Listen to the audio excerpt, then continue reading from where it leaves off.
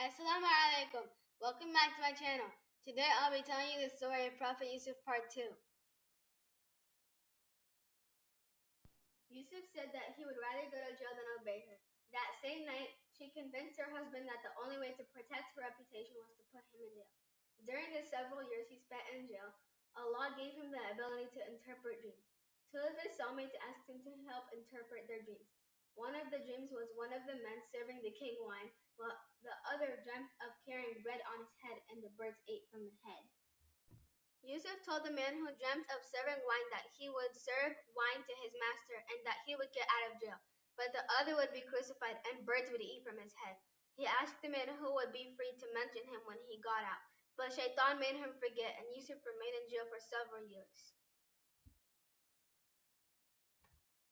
One day the king of Egypt had an odd dream. He saw 7 fat cows being eaten by 7 skinny ones, and 7 spikes of grain and 7 dry ones. He called in his men and asked if anybody could interpret it. The cupbearer remembered Yusuf and told the king about him.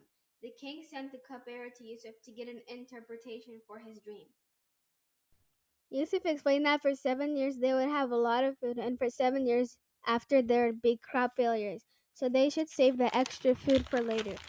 Then after a year there would be lots of rain. The cupbearer told this to the king, who was amazed.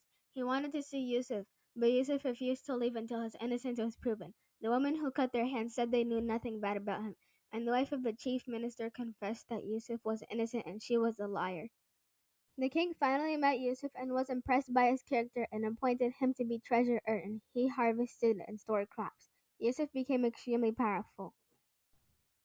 He saved crops for the years of famine, which reached Canaan. Prophet Yaqub sent all his sons except for Benjamin to buy food. Yusuf instantly recognized them but did not tell them who he was. He asked them about their family and told them that they would need to bring their brother next time or they wouldn't get food. He even returned the money they used to purchase the food back. They told their father about what they were told. Yaqub was hesitant because of what they did to Yusuf, but soon they ran out of food and had to go back, and Yaqub let them take Benjamin with them. When they reached Egypt, Yusuf took Benjamin and told him that he was Yusuf. He let them stay in a residence overnight. The next day, he filled their bags with grain and planted his own golden bowl in Benjamin's bag. As they were leaving, they were stopped by soldiers who accused them of being thieves. They were shocked and let their bags get searched. When they saw the bowl in Benjamin's bag, they said, "He steals just like his brother." Benjamin was taken. The brothers begged for his release, but the soldiers refused. The oldest said he would not leave Egypt without Benjamin, so the brothers left without Benjamin and the older brother.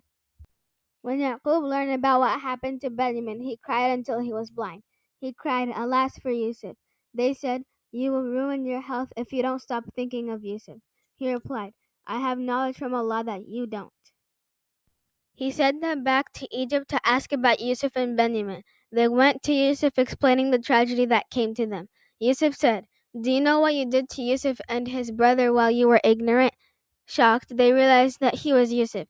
Yusuf assured them that there would be no punishment on them. He gave them his shirt and told them to bring it over their father's face so that his eyesight would come back. They did as instructed, and Yaqub's eyesight returned. Then they all migrated to Egypt, and upon arriving they prostrated to him. Yusuf realized that this was a fulfillment of his dream as a child.